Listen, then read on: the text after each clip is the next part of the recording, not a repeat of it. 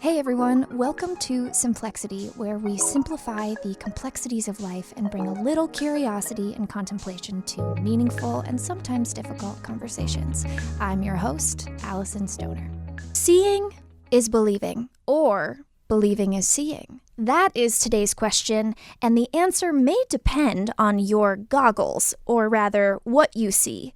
Our beliefs power us, but so do our biases, and together these two can be a dynamic duo or a perilous pair.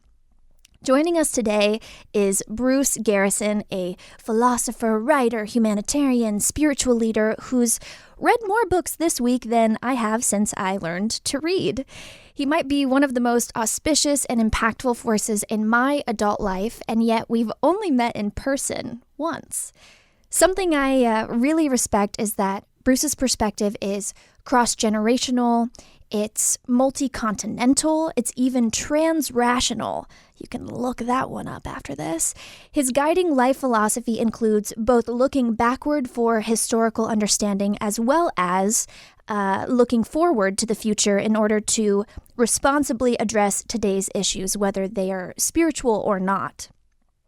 It's ancient and futuristic, which clarifies the present. And above all, he is critically self-reflective. Like me. Many of us, whether we have a religious or secular view, forget to examine our own vantage point, not realizing how many factors have influenced why and how we believe what we do. If you've never examined your own worldview, you can pretty much assert that you've given your blind trust and devotion to principles, ideas, and people merely because they were the automatic option presented to you. Hashtag family, hashtag media, hashtag society. And if you're silly like me, you might mistake your perception as the absolutely true basis for moral goodness or the meaning of life. Thankfully, Bruce continues to help me unpack a lot of these invisible and visible forces. If you haven't already, prepare to take notes. Bruce Garrison, how are you? Welcome to the show. Thank you. I'm good, thank you. How are you? I'm great. Are you sick of me yet and all my questions? Not a chance. Not anytime soon. So, since you and I don't like small talk, let's just cut to the chase. What are some of the easy, in-your-face filters that we kind of place on our goggles that people could benefit from noticing? So I think one of the biggest things to think about is perspective means a lot when you're considering your spiritual understanding. There was a French novelist named Marcel Proust who was also kind of a philosopher. And he had this saying that the universe is the same for each of us, but dissimilar for each of us. And we all kind of think we've got this objectivity, but we bring all these things with us. We bring our family, we bring our neighborhood, we bring our education, our culture, our race, sexuality, all these things. I always kind of smile these days when somebody says to me, well, I just want to look at it objectively. Because honestly, that's almost impossible to do because each one of us carries so many things that kind of color our lenses and help us to see the world the way we do. Right. Wow. And so how have your personal goggles evolved over time? What's a bias that you're currently hashing out? For myself, I lived in England for 20 years and was able to travel to around 45 countries. So over those years, you just start going, oh, wow, people do things differently. Yeah. They can say things, they can mean things, they can use terminology that sounds the same, but the way they use it is completely different. Mm-hmm.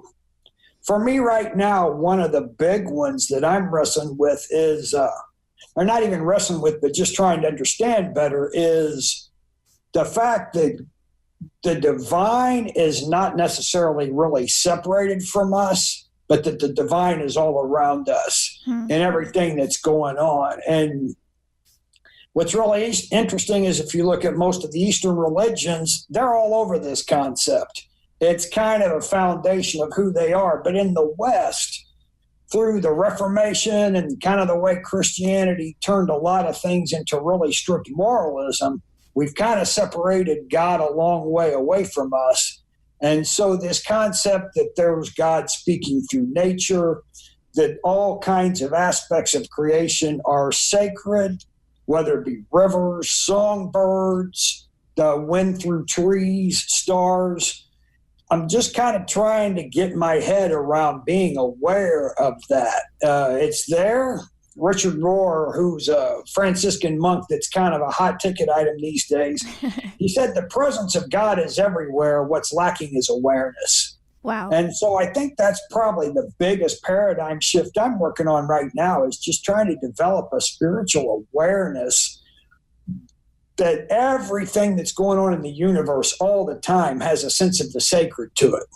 Well, and that reminds me of just looking back in some of my earlier experiences with the church and forgetting that, the context of scriptures and whatnot had a certain worldview, even understanding of the cosmos. And as science and other fields have evolved, somehow a lot of congregations are still interpreting scripture as though we're centuries earlier. And there's almost a fear of what's new and what's different because it doesn't perfectly match the same verbiage.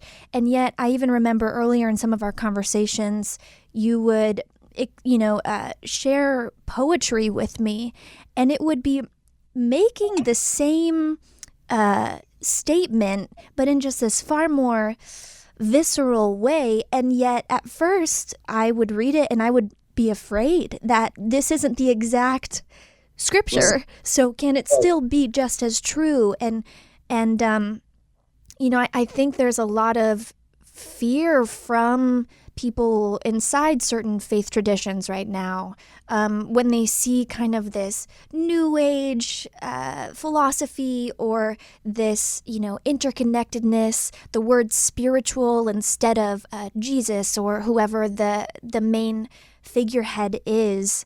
But really, at the end of the day, if the divine is within everything and everyone and everywhere, you really should be able to learn something from the person right in front of you, right?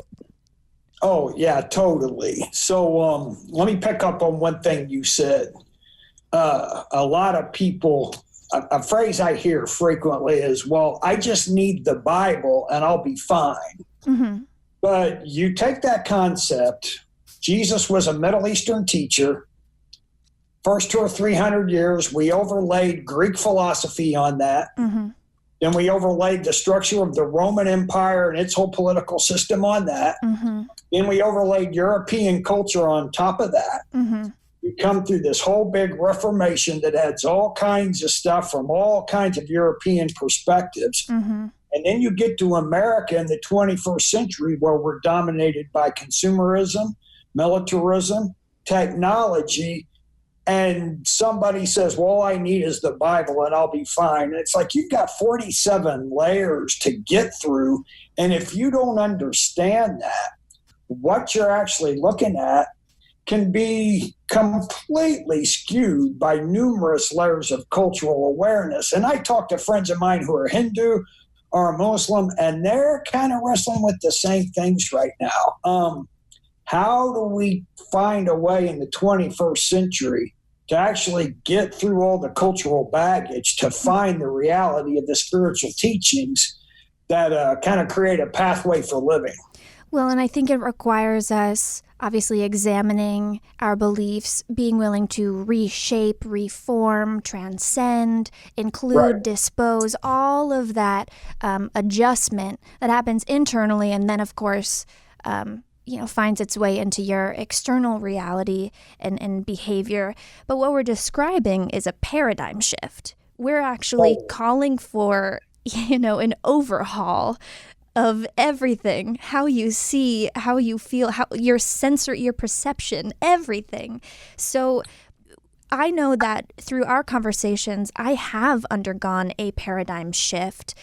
Can you attempt to describe this mysterious, all-encompassing transition that occurs? And, how do we know if we're due for one? I should be able to do this in 90 seconds or less. So I think where it starts is with a sense of intellectual humility and realizing that everything I know may not be, or I believe may not be completely correct or true or factual, or kind of like you said with the science thing, what are you actually tying into? Yeah. One of the guys that I work with, he quotes an expression that's used a lot. If your tribe is no longer giving you a place to have a voice, you may need to look for another tribe.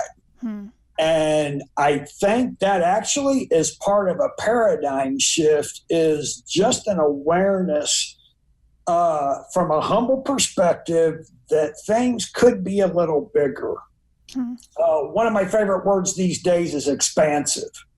When you start to look at the divine, when you start to look at spiritual realities, actually, the more expansive it is, the more you're probably headed in a good way, because we are talking about the infinite here. We are talking about the mysterious. And so back to your point, yeah, sometimes it feels almost scary, and you can almost feel guilty, like you're sort of ditching the winning team or the home team, and kind of setting out in another direction. But there is an intellectual responsibility to wrestle with stuff.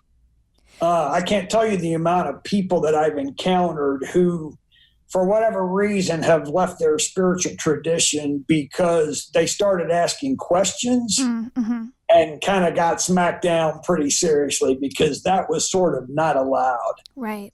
And yet, to me, spiritual growth absolutely requires questions, absolutely requires us to be asking not only of the world around us, but of ourselves. What are we seeing? What are we actually connecting with? And what are we holding on to that's informing the way we then live?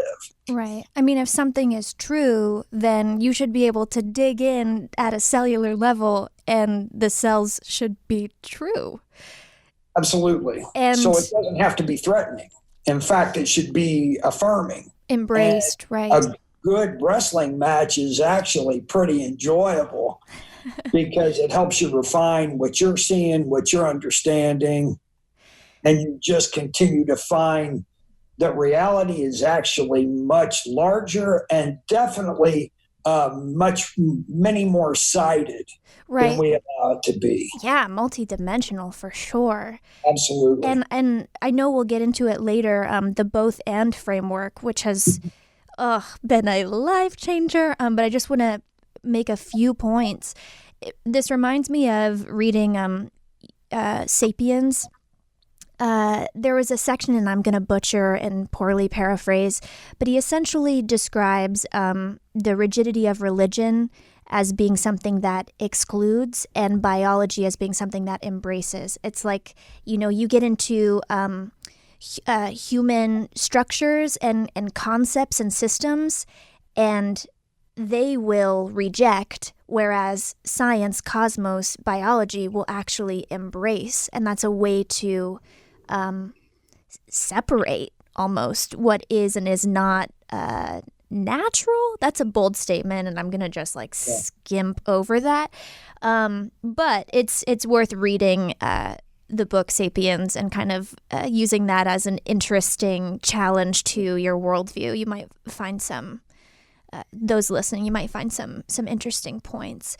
So really quickly, what are the risks of ignoring facts or someone else's experience?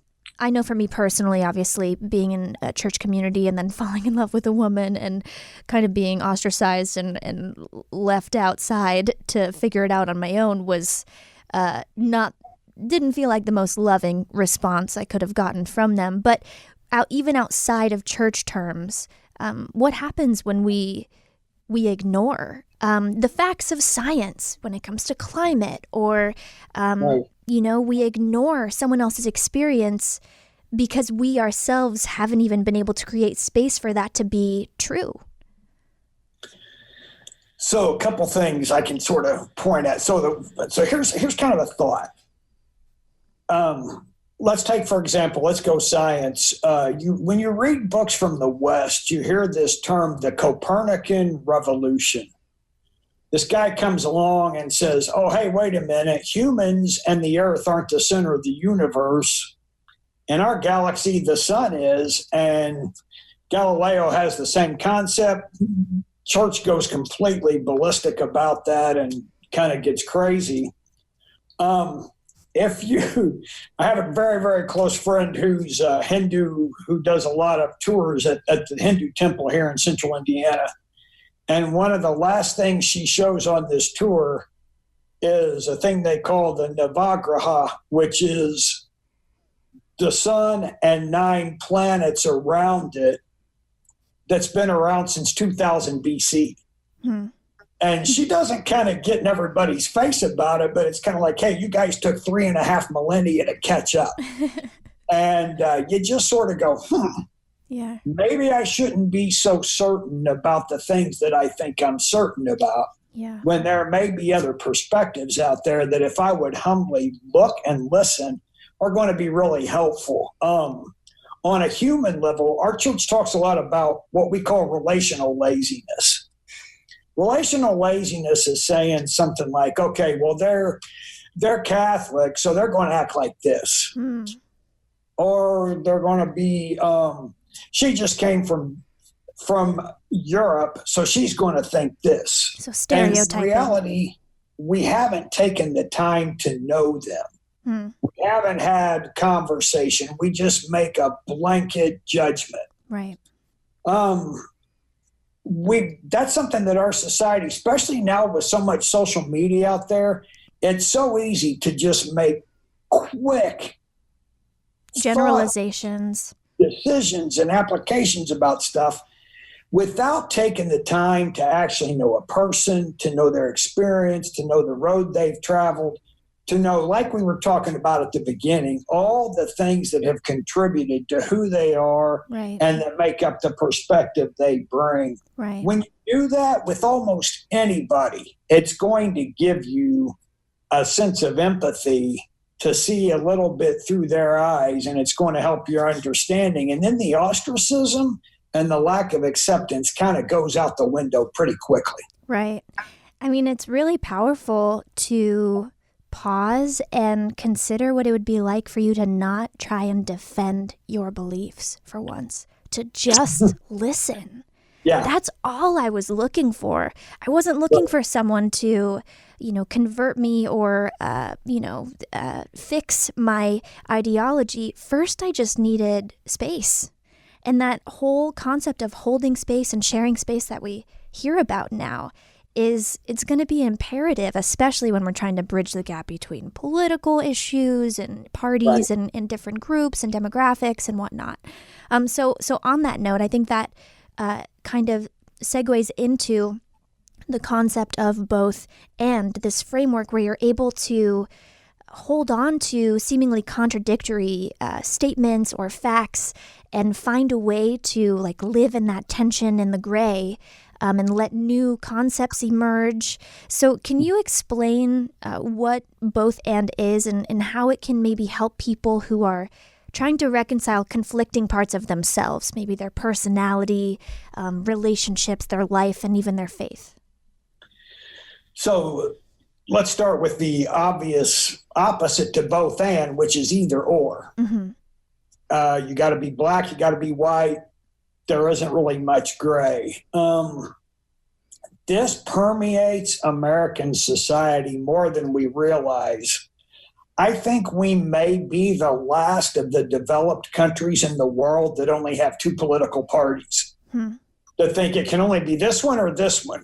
Almost every European nation, most developed countries in the world, have at least 4 or 5 or 6 parties. And so you've got more nuance. Most times one party doesn't win outright, so they have to make compromises and alliances to actually get a place of political power. That's just a very simple illustration of what it looks like. But both and means just kind of what you said. we are not set in a dualistic world where there's only one right answer and everything else is wrong, or there's only the other answer that isn't mine is always wrong. But two things can be held in tension, what I like to call healthy tension at the same time. For instance, let's talk about the divine. God is everywhere, but God is in me. Well, that's a both and, not an either or. But yeah, we almost want to make it an either or. You can look at all kinds of things and go on and on and on. Even this comes into business, it comes into how you handle relationships. A lot of times there really is more than one right way to do something. And many times it's just your choice. How do you want to play it out? And honestly, that scares people a lot of the time. Right. We tend to be a human race that likes to be told what to do. Right. The blueprint. We just want the roadmap. That's kind of how religion keeps its role sometimes, is we just want the answers and then we'll follow the way. Wow. Interesting.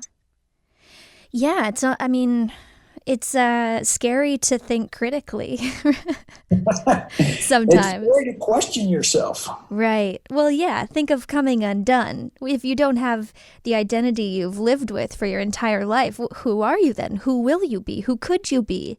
And even seeing, the shadow sides of yourself and going, well, it's something that I say in different videos and different content that I make. If you look at another person who has maybe done something you consider negative or harmful, and you say, I would never do that, I'm not sure you've explored all of the sides of yourself and your capacity as a human being to act in the same way under certain circumstances. And it's highly subjective. What was so awful for you, it's the age-old, someone's freedom fighter is another person's terrorist. Like you, right.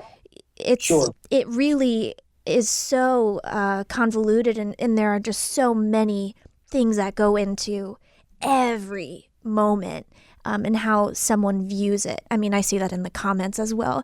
The comment sections of my posts, when someone's like, I absolutely love this, it spoke straight to me. And then the next person's like, this alienates your audience, you need to switch this.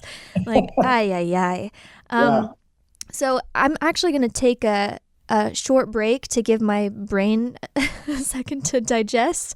And we will come right back after a few moments. If there are 3 ways I like to approach health and well-being, it's with transparency, it's keeping it affordable, and it's making it minimalistic. I have a very busy schedule, so I like to keep things simple and straightforward, and I also don't want my health decisions to harm anyone or anything else along the way. Dun da da! Enter Ritual, the obsessively researched vitamin for women. Love. So get this. Ritual's essentials have the nutrients most of us aren't getting from our food without the shady additives and ingredients you can't pronounce. If you want to check their sources, they're out there for the whole world to see, which I fully support, and they're also conveniently vegan-friendly, sugar-free, non-GMO, gluten-free, and they have all allergen-free ingredients. It's really simple. Once a day, 2 capsules, 9 nutrients. And a subscription is super easy to start. They'll deliver it straight to you. For my frugal friends, it's only $1 a day to have all the essential nutrients your body needs every month, no strings attached. And if you're like me and don't eat breakfast at the same time, I love that you don't have to take it on a full stomach. Also, fellow vegans, no fishy aftertaste with the omega-3s. Am I right? It's kind of a no-brainer, really.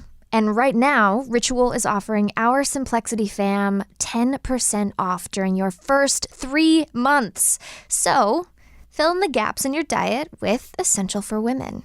Think of it as a small step that helps support a healthy foundation for your body. Just visit ritual.com/stoner to start your ritual today. That's ritual.com/STONER for 10% off your first 3 months. Enjoy! one of my personal goals in the last year was to expand my business as an independent creator. And so there was a class on analytics and, staying authentic on Instagram. I also was able to learn about personal branding and how to craft a social media presence effectively, and even leadership skills, things that just had me thinking differently and approaching life and creativity with fresh eyes. And truly, the possibilities are endless. So if you're interested in pursuing a new hobby or returning to a lifelong passion project, Skillshare has classes for you. And I've got a huge hookup for the Simplexity family. If you go to Skillshare.com/stoner, you can get 2 whole months free of unlimited access to thousands of classes. Seriously. Do you know how much your life could change in 2 months? Just dedicate 15 minutes, 30 minutes, 1 hour a day to learning a new skill. And obviously, I want to hear all about it. Make sure you go to Skillshare.com/stoner. Once again, that's Skillshare.com/stoner for 2 months of unlimited access to thousands of classes for free. Welcome back. We're chatting here with Bruce Garrison, philosopher, writer, spiritual leader, and my personal mentor. He has written and taught and studied and performed in many countries. So he's seen firsthand how the social customs and expressions vary, yet they get so intertwined with the beliefs of a culture and maybe the religions in the area, the institutions. And he's seen also firsthand and showed me how that ends up causing us to measure who is in or out of the club, who is good or bad, just based on whether their practice and expression fits the popular version. And if not, they're considered outsiders, threats, unenlightened, lost souls. I've been called all of those many times by people these days. And yet I'm like, just look at the fruit of my life. Anyways. That's another conversation. But I'm curious, Bruce, you're in executive leadership on an interfaith board. So you're having really complicated conversations that affect your entire region with people who believe dramatically different things than you do, at least on paper. How are you approaching these discussions, and why did you want to fill this position? I mean, I'm guessing people kind of disqualify you because you're even willing to do this. So it's brave in a way. Yeah. So the answer to that, first, to answer your various comments there, some people don't totally get this. But the way I look at it, it's a thing called the Center for Interfaith Cooperation here in Indianapolis. And we have 40 board members representing about 24 denominations or religions or faith groups. And so we kind of set out values last year. Wow. And one of the values that I brought to the table is something that I think kind of drives all this is curiosity. Are you willing to actually look outside of your own tribe, your own world, your own belief system to see what other people have to say, what they're doing? Mm. And I mean curiosity in a way, not just to hear what they have to say, but to actually learn. Mm-hmm. Kind of back to your point about we really don't listen well. The way we kind of describe it at our church is most people listen to respond. We want to learn to listen to understand. Mm. There's a Catholic monk, he passed away just a few years ago, named Henry Nouwen, and he called listening a spiritual form of hospitality, because you are literally inviting the other person into your realm and allowing them the place to state who they are, not with a desire to shoot that down or to show them where they're wrong, but just to hold what they have given you and to honor it, to listen to it and deal with it. I think that's where anything that is involving interfaith or interdialogue, whether it be ethnic, cultural, whatever, has to start, where there's a curiosity, but also then a sense of being willing to listen. Right. Because if you jump to condemnation, or if you jump to trying to pressure cook someone into your idealized version, right, you also hold them back from their greatest transformation, and also, of course, your own. Yeah, and you deny their humanity. Oof. In a sense, because you have kind of said who you are isn't as good as who I am. Right. And you're kind of shooting down what may be 40, 50, 60 years of life lessons and kind of just discounting all that. And I can't even imagine being in that kind of a place where you feel okay doing that about somebody else. Yet we do that. Again, social media has kind of given a platform for that to be way too easy. You know, we don't know the person. We don't look them in the eye. We just fire off comments. Right. And so I think to answer the other part of your question, why? Yeah. I think this is probably, there's a lady named Phyllis Tickle who said that about every 500 years, the world experiences a spiritual transformation or a step forward, if you want. Mm-hmm. And I think we're about due one of those. I'd say those so. Things happen. I think the one that's happening now is based upon this willingness to listen, whether, like some of the things that come from Hinduism or Buddhism.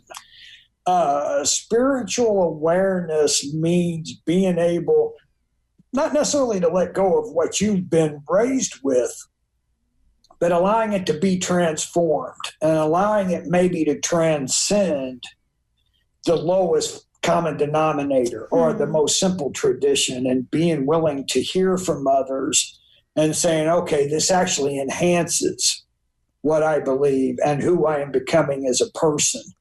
But that takes some work because all of us, kind of like you said earlier, we all have this defensive place that we tend to start with. And we also have, honestly, a fear of the other, that's unknown, that we're not certain about. Right. So I think sometimes, for me, it was about being willing to just, again, back to the expansive thing, to see how big the divine really is and how multifaceted. And some of the perspectives that we maybe had earlier on in the Western world, but we've lost through industrialization and technology. We've lost contact with so many pieces. And now I'm finding voices who are saying, oh, yeah, no, that actually still existed. That's always been part of our tradition. Right. And let me show you what that looks like. Okay, specifically. Going, oh, wow, that's actually helpful. What is one analogy or lesson you've learned from one of your colleagues or board members? So I guess analogy is kind of an interesting word. It's not really an analogy, but it's sort of something that I found starts showing up in different traditions. So take Hinduism, for instance. They have what they call the divine Om. They talk about that this was the sound that kind of started the universe at the Big Bang. There was this Om, and it's this energy, and literally there's a megahertz that you get on that this sound connects with. And you're going, oh, wow, that's kind of interesting. What a unique thought. But then you start looking through various traditions, and even in the Christian tradition, Francis of Assisi used to always talk about hearing the song of the angels. That there was this sort of noise that resonated with him all the time. Of course, the indigenous Americans talk about hearing the heartbeat of God, and that's why drumming was so much a part of their ritual and their practice. The Celtics talked about the song of God that reverberated in the heart. And so what you find is, okay, the language is a little different. The terminology may not be quite the same, but you're hearing from various parts of the world this spiritual resonance kind of permeates various traditions and various belief systems. And are all the things all the same? No, not necessarily, but you start to pick up through the imagery, through the language, that the similarities are sometimes much bigger than we would have first realized. Right. Yeah, and to be able to see beauty in them and appreciate them. Absolutely. Oh, I mean, my life has changed for the better now that I can walk down the street and hear something that once, was foreign to me. It was so unfamiliar I couldn't digest it. But now I've slowly and surely begun increasing the capacity for new information. And yeah, it does something really beautiful inside. And my ability to love people has just skyrocketed. And of course, yeah, someone on the outside can say, well, you didn't seem so loving when you honked at that person yesterday, which actually that's not even an accurate statement, because I don't use my horn for the record. But yeah, I think, my relationships have just blossomed and flourished because of all of these qualities, the curiosity, the multidimensionality, having the both and. Oh my God, how many arguments have been solved and mitigated because I'm able to go, yes, and my partner's able to go, yes, and. Right. Otherwise, you're immediately denying what they just said. And so I think we've covered, a lot of territory. Do you have any particular resources or books or starting points for people who want places, for people who are like, how do I dissect my own filter? I'm even thinking you could even journal and just say, write down family, faith, schooling, state, just all of the different facets of who you are and what make up your experience, and then start looking into what influenced them. If you do participate in a church, for example, if you're at a Christian church and your pastor says one thing, well, who was your pastor's pastor and your pastor's pastor's pastor? Right. And see how far back you can go to get to the root of what's influencing the material. Do you have any other ideas or specific resources that people could use? Oh, wow. Don't get me started on books.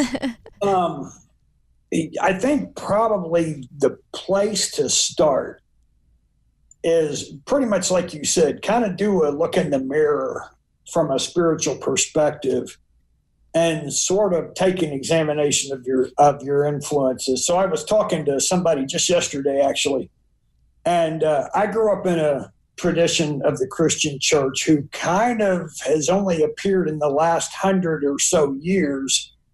And so that was really about as far back as we looked historically. If you look at Protestantism, they'll tell you, well, the church really didn't come into its own until 500 years ago. But then if you look at the Orthodox tradition or the Catholic tradition, now you've got 2,000 years. And there's all this richness. And what you even find is like in the 12th, 13th, and 14th centuries, there were a lot of mystics, a lot of them female, who were like so green and doing such cool ecological stuff. But then we sort of pounded all that out and removed it when the Reformation came along. But it was always part of the tradition. And so it's a matter of just taking a step back and doing a little bit of self-assessment. And then, gosh, as far as resources go, there are so many good people out there. What I'm kind of looking at right now, so there's a really interesting guy named Thomas Berry. He passed away not that long ago, and they call him an ecological theologian. Wendell? He does a lot of stuff. He wrote a series of essays that they've turned into a book called The Sacred Universe. There's a really good book called Spiritual Ecology, The Cry of the Earth. It's got Christian writers, Hindu writers, Native American writers, Muslim authors. It's just Buddhist, Thich Nhat Hanh's in there. It's just a whole bunch of people looking, and obviously this is all very environmentally driven. but it's kind of looking from a perspective of, okay, what's out there that I can actually start to get my head around, because that's one of the biggest issues right now. There's just no way to say that it isn't. Right. Environmentalism is something you've got to be addressing. Right. In terms of dualism, Richard Rohr wrote a phenomenal little book. I think you and I actually went through this together a few years ago, called The Naked Now. Yes, indeed. 10 out of 10 would recommend. He just kind of walks through it from a Christian perspective, but he walks through how dualism so colors the way we see the world and the way we see spiritual things. There are a lot of good writers out there who are starting to really consider this stuff from a lot of different perspectives. I think maybe the best approach, I will have you create a list. I can do that. Yeah, and if you're interested in knowing Bruce's long reading list, I will add it to the description or on my Instagram, and you can follow along and share with us what you uncover. And I just want to clarify, you said Thomas Berry. I remember a name Wendell Berry. Is that? Yeah, what's so funny is they both were very environmentally oriented. They're totally not related at all. Okay, interesting. Wendell Berry is still around. He actually started the farmers market movement. Very, very earth-oriented. Thomas Berry actually was a comparative theologian, and through the Eastern religion started gaining this real understanding of the divine, the sacred of the universe, and has kind of come back into his Christian roots and is sort of making the whole thing work. Wow. And some of his stuff right now is really influential. Like I say, just because of all the stuff going on with the environment, he was kind of looking at this stuff 25, 30 years ago from a theological perspective. Yeah. Wow. But yeah, there are so many places to go, so many things to be looking at. I mean, this is pretty standard for how our conversations go. They're many hours long and they end with more questions. So many of you know I grew up working on sets, and that often meant freezing cold sound stages, ultra hot and stuffy windowless sound booths, and a variety of extreme weather conditions that we had to pretend weren't happening on camera. I would try holding a hot tea mug or, sucking on an ice cube. But I learned that scientifically, when we are thermally uncomfortable, it also increases stress, decreases productivity, and disrupts sleep. So in comes the Ember Wave bracelet, which in my opinion is a perfect expression of science and technology working together for you to live your best life. It was named one of Time Magazine's best inventions of 2018, and it was created by 3 MIT scientists. Swoon. And now I'm wearing one. All you do is press to activate for a burst of heating or cooling on your wrist, and the sensation pairs with your body and mind to make you feel more comfortable in a matter of minutes. You could use it, at your over air-conditioned office. You could use it at restaurants, on airplanes, after a workout, in the mall, in the car, crowded public places. Honestly, it's a great way to find comfort in unpredictable climates. Ooh, and there's also a fall asleep mode that I've been using to help me wind down as I decompress from my day. So whether you're the person who needs a mini air conditioner or portable heater everywhere you go, it's all on your wrist with Ember Wave. Exciting news!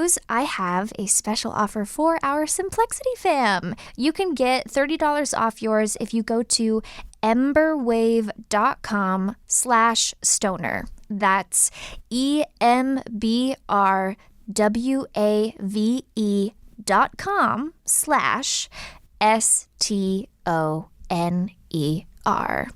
Get yours and then we can be twins. Cute.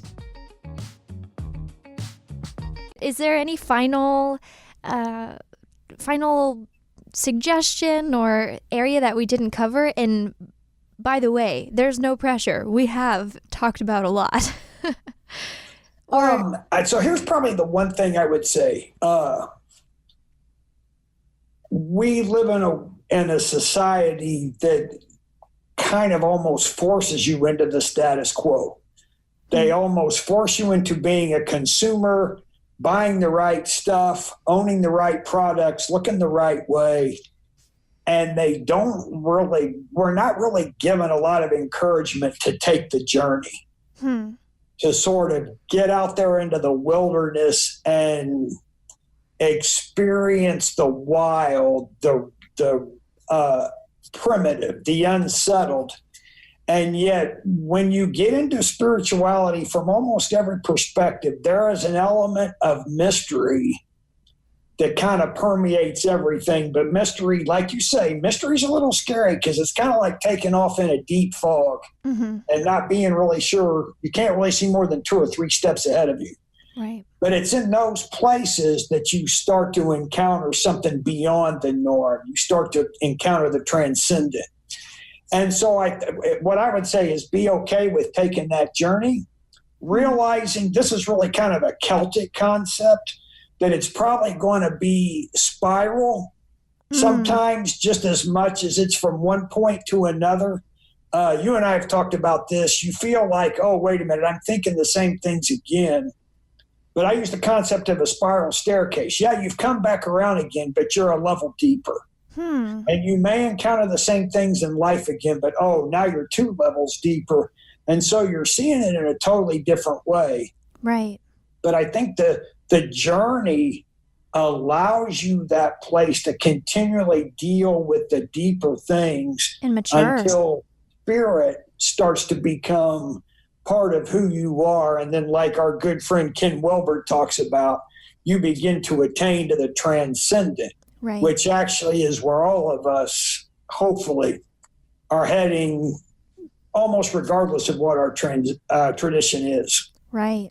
And I really do love that spiral staircase. That's even helped me in practical terms for recovering from eating disorders or dealing with anxiety, depression, because when you return to that behavior or that urge, you go, oh no, I've gone all the way back to the beginning. And sometimes you discount the progress that you've made, but also that time you've spent really sitting in that uncomfortable gray area. And you do have more resilience than the last round, the last time you faced this quote unquote demon or difficulty. So the spiral staircase can be more than just a spiritual tool. It really can be so practical. So I'm so glad that you touched on that. Bruce, it's been so wonderful having you. Now people know why I am the way I am. And I know, right? If you have any problems with me, I'll pass them along to Bruce and he can deal with them. So thank you for being on the show. I know you and I will talk soon. And if you have any questions, comments, concerns, I will put Bruce's information somewhere on my platform so you can read more about what he's up to and of course see that wonderful reading list. Thank you, Bruce. Have a wonderful day. Thank you. You too. Okay, that was a lot of cognitive output. So feel free to pause, give yourself a chance to digest, contemplate what we just discussed. When you're ready, jump back in for this week's mantras. Let's turn what we learned into something proactive, some affirmations for your week. I will say each 2 times, and then in the empty space that follows, you can repeat or say it out loud. First, I am becoming aware of presence. I am becoming aware of presence. Second, I am continually deepening or ascending on my spiral staircase. I am continually deepening or ascending on my spiral staircase.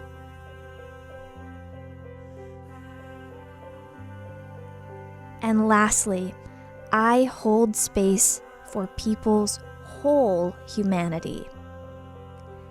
I hold space for people's whole humanity.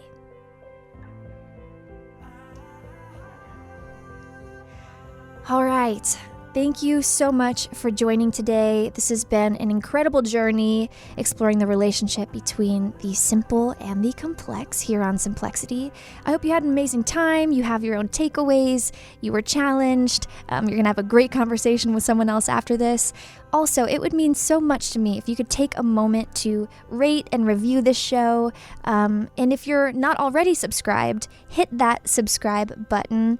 And if you know someone who would love this show, please share this episode. Would love for them to come hang out. I am Alyson Stoner. This is Simplexity. It's anything but small talk. Peace.